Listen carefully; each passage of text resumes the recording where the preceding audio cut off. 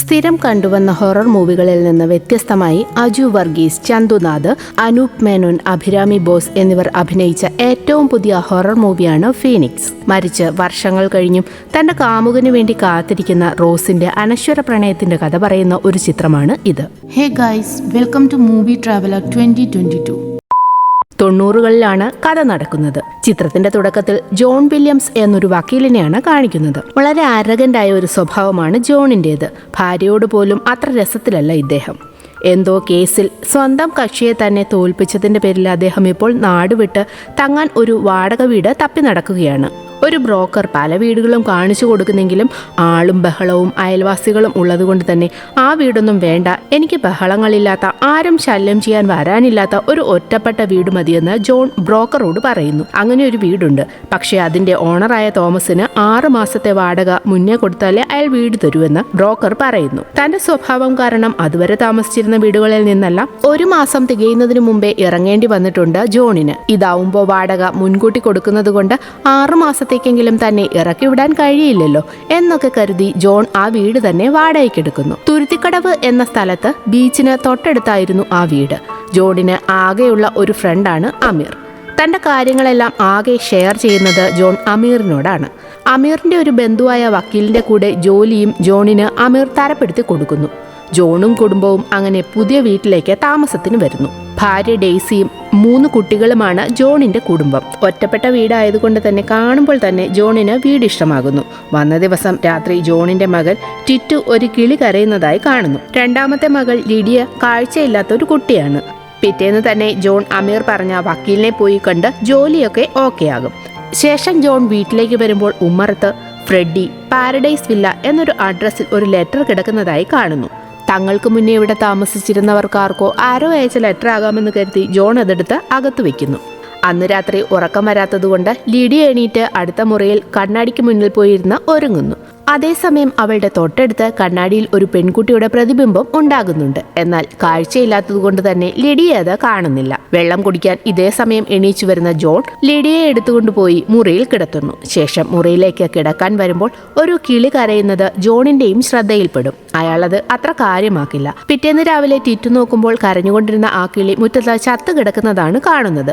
അവനതിനെ ചെറിയൊരു കുഴിയുണ്ടാക്കി കുഴിച്ചിടാൻ നോക്കുമ്പോൾ paradise villa എന്ന ഒരു നെയിം ബോർഡ് അവിടെ നിന്നും ടിറ്റുവിന് കിട്ടും. ഇതേ സമയം ഓഫീസിലേക്ക് ഇറങ്ങാൻ തുടങ്ങുന്ന ജോണിന് ഒരു ലെറ്റർ കൂടി കിട്ടുന്നു. അതും ജോൺ എടുത്ത് അകത്ത് വെച്ചിട്ട് തൊട്ടടുത്തുള്ള കടയിൽ ചെന്ന ഫ്രെഡി എന്നൊരാളെ അറിയുമോ എന്ന് ചോദിക്കുന്നു. അങ്ങനെ ആരും ഇവിടെങ്ങുമുള്ളതായിട്ട് എനിക്കറിവില്ല. ആ വീട്ടിൽ മറ്റാരും ഇതുവരെ വാടകയ്ക്ക് താമസിച്ചിട്ടുമില്ല. ആദ്യമായി വരുന്നത് സാറാണെന്ന് കടക്കാരൻ ജോണിനോട് പറയും. അങ്ങനെ ജോൺ നേരെ പോസ്റ്റ്മാൻ്റെ അടുത്ത് വന്ന് നിങ്ങൾ അഡ്രസ്സ് മാറി ഫ്രെഡി എന്നൊരാളുടെ കത്ത് എൻ്റെ വീട്ടിലാണ് ഇട്ടുകൊണ്ടിരിക്കുന്നതെന്ന് പറയുന്നു. ഞാൻ അങ്ങനെ ഒരു കത്തൊന്നും സാറിൻ്റെ വീട്ടിൽ ഇട്ടിട്ടില്ല. അല്ലെങ്കിൽ തന്നെ പേരും വീട്ടുപേരും മാത്രം വെച്ച് ആരാണ് കത്തെഴുതുന്നത്? അത് സാറിനെ പറ്റിക്കാൻ ആരെങ്കിലും ചെയ്തതായിരിക്കുമെന്ന് പോസ്റ്റ്മാൻ പറയും. ആകെ കൺഫ്യൂഷൻ ആകുന്ന ജോൺ നേരെ വീട്ടിലെത്തുന്നു. അപ്പോഴും ഒരു കത്ത് ഉമ്മറത്തു നിന്നും അയാൾക്ക് കിട്ടും. ജോൺ അതെടുത്ത് വായിച്ചു നോക്കും. റോസ് എന്നൊരു പെൺകുട്ടി തന്റെ കാമുകന് വേണ്ടി കാത്തിരിക്കുന്നതായാണ് ആ കത്തിൽ എഴുതിയിരുന്നത്. ആ കത്തുകളിലൊന്നിൽ ആരും അറിയാതെ പോയ ഒരാളുടെ ജന്മദിനത്തെക്കുറിച്ചും പരാമർശിച്ചിരുന്നു. അയാൾ അങ്ങനെ ആ കത്ത് വായിച്ചിരിക്കുമ്പോഴേക്കും മൂത്ത മകൾ മരിയ ഒരു ഗ്ലാസ് പായസം അയാൾക്ക് കൊണ്ടുവന്ന് കൊടുക്കും. ഇന്നലെ അമ്മയുടെ പിറന്നാളായിരുന്നു. ആരും അത് ഓർത്തില്ല.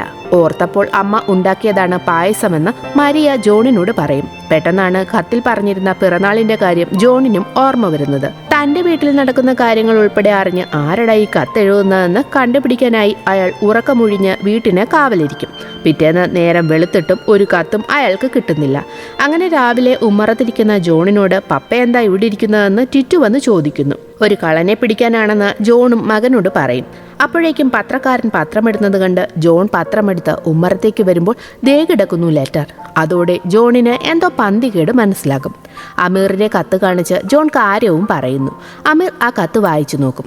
ജോൺ മകനോട് കള്ളനെ പിടിക്കാനിരിക്കുകയാണെന്ന് പറഞ്ഞതുൾപ്പെടെ എല്ലാ കാര്യങ്ങളും ആ കത്തിലുണ്ടായിരുന്നു. കൂടാതെ ജൂലി എന്ന് തുടങ്ങുന്ന ഒരു പാട്ടിനെ പറ്റിയും അതിൽ പറഞ്ഞിരുന്നു. ഇത് നിന്നെ ആരെങ്കിലും പറ്റിക്കാൻ എഴുതിയതാവുമെന്ന് അമീറും ജോണിനോട് പറയും. ഇതേസമയം വീട്ടിലിരിക്കുന്ന ടിറ്റു മുറിയുടെ അടിത്തറയിൽ നിന്ന് കത്തിൽ പറഞ്ഞ അതേ പാട്ട് കേൾക്കുന്നു.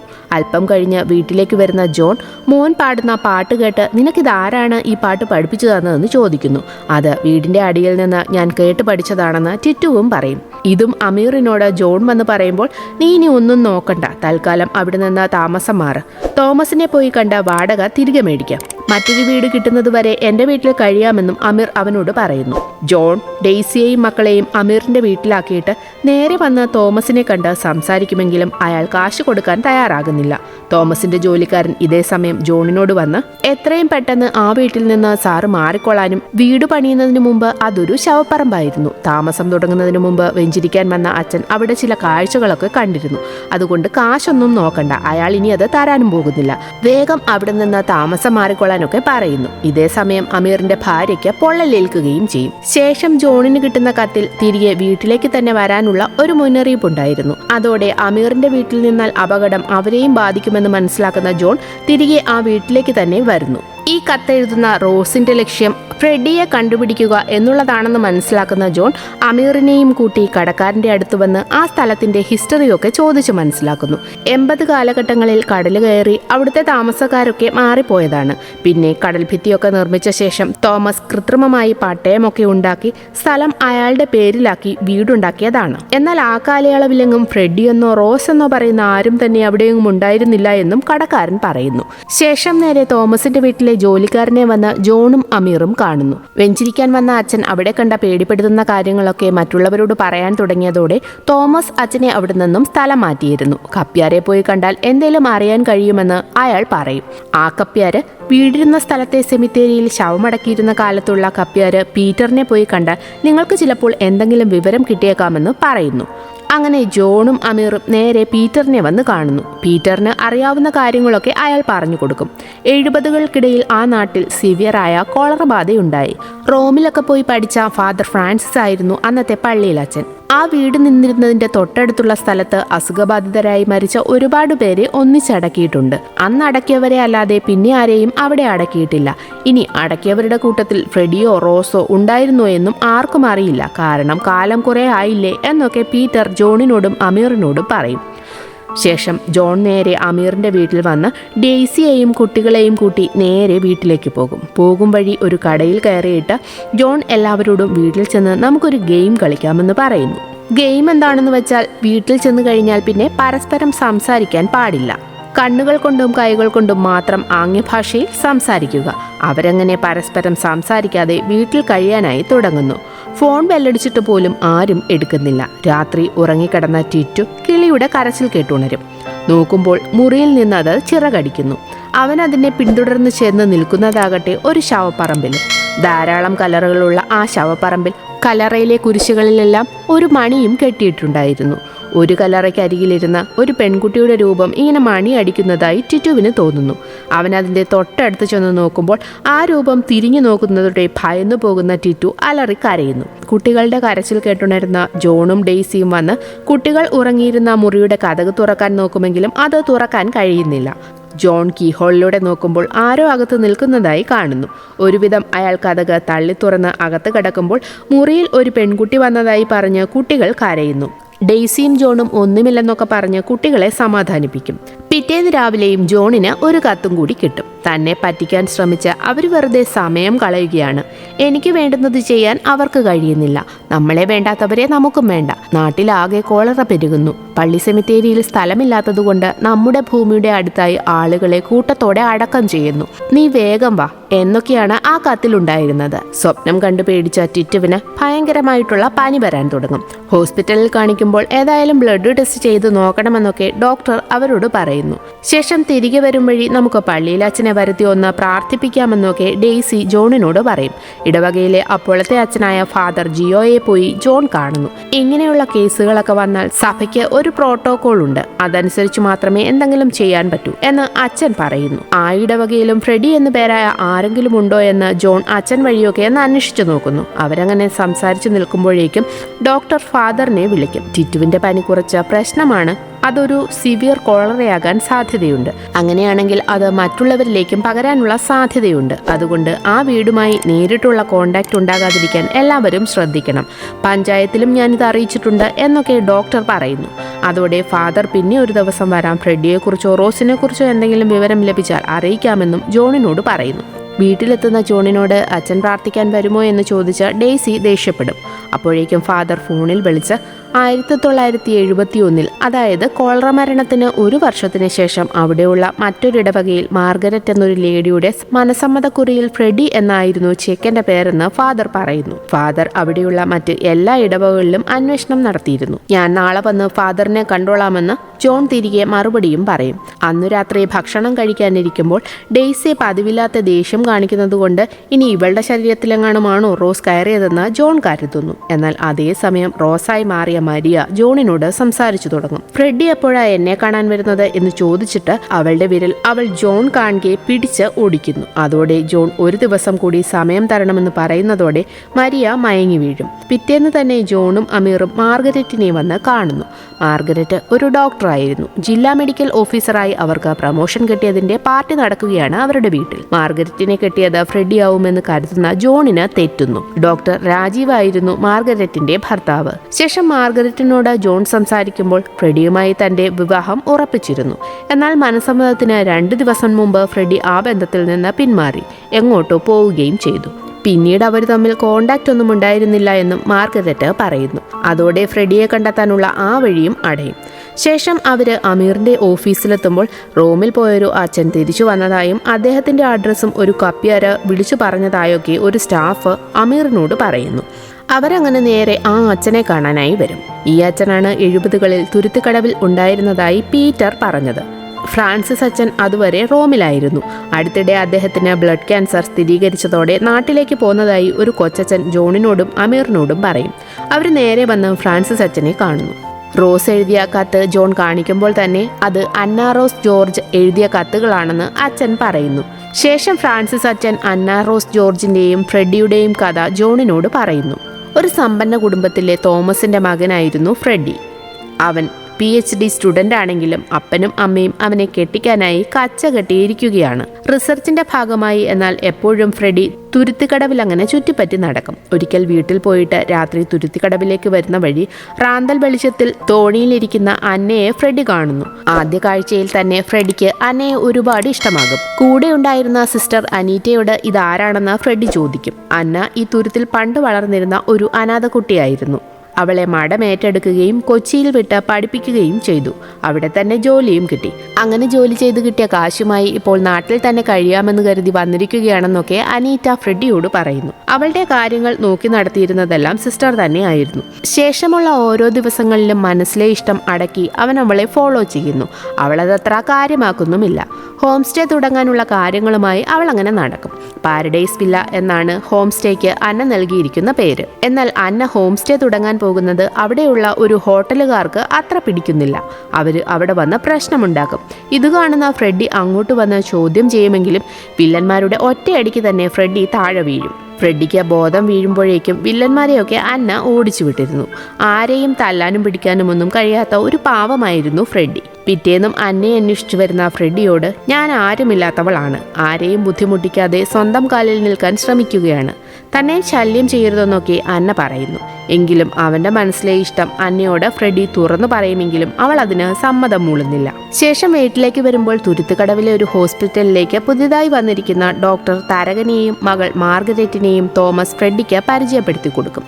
മാർഗരറ്റുമായി തന്റെ കല്യാണം നടത്താൻ താല്പര്യമുള്ളതായി അമ്മയും ഫ്രെഡിയോട് പറയുന്നു. അന്ന് രാത്രി അങ്ങനെ ഫ്രെഡി അന്നയെ കാണാൻ വേണ്ടി മതിൽ ചാടി മഠത്തിലേക്ക് എത്തും. എന്നാൽ ഇത് സിസ്റ്റർമാർ കൈയോടെ പിടികൂടുകയും ചെയ്യുന്നു. അന്ന ഫ്രെഡിയോടുള്ള ഇഷ്ടം അവിടെ വെച്ച് തുറന്നു പറയുന്നു. അങ്ങനെ അന്നയും ഫ്രെഡിയും നേരെ പാരഡൈസ് വില്ലയിലേക്ക് എത്തുന്നു. അവർ രണ്ടും ഒരുമിച്ച് ജീവിക്കാൻ തുടങ്ങുന്നതോടെ ഫ്രെഡിയെയും വീട്ടിൽ നിന്നും ഇറക്കിവിടും. എല്ലാവരും ഒറ്റപ്പെടുത്തിയിട്ടും അവരൊരുമിച്ച് വളരെ സന്തോഷത്തോടുകൂടി പാരഡൈസ് വില്ലയിൽ ജീവിക്കുന്നു. ഗസ്റ്റുകൾ വന്നു തുടങ്ങുന്നതോടെ ഹോട്ടലുകാർ പഞ്ചായത്തിൽ കൈക്കൂലിയൊക്കെ കൊടുത്ത് പാരഡൈസ് വില്ലയുടെ ഹോം സ്റ്റേ ലൈസൻസ് താൽക്കാലികമായി നിർത്തിവെപ്പിക്കുന്നു. ഗസ്റ്റുകൾ വരാതാകുന്നതോടെ അവരുടെ ജീവിതം ദാരിദ്ര്യത്തിലുമാകും.